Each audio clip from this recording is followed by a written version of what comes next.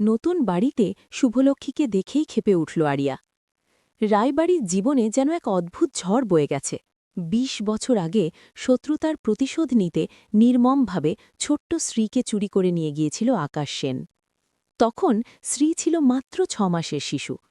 অস্ট্রেলিয়ায় নিয়ে গিয়ে সে শিশুটিকে নিজের মতো করে বড় করে তোলে এবং তার নাম দেয় আরিয়া। বছরের পর বছর আকাশ সেন আরিয়ার মনে একটাই কথা ঢুকিয়ে দেয়, শুভলক্ষ্মী নাকি তার শত্রু, একজন নিষ্ঠুর মানুষ।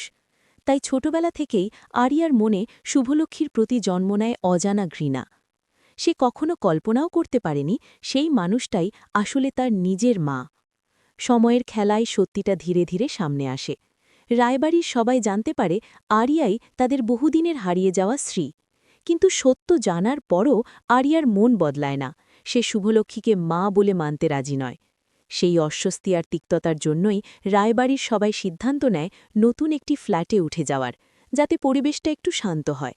কারণ এখন থেকে আরিয়া ভারতে থাকবেই। নতুন ফ্ল্যাটে প্রথম দিনটা ছিল সবার জন্য অদ্ভুত উত্তেজনার।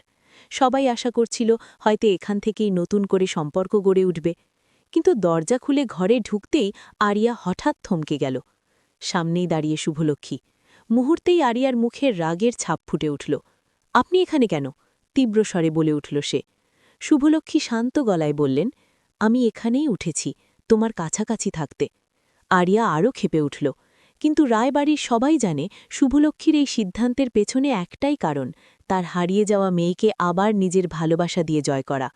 শুভলক্ষ্মীর চোখে তখন শুধু একটাই আশা, একদিন হয়তো আরিয়া তাকে সত্যিই মা বলে ডাকবে।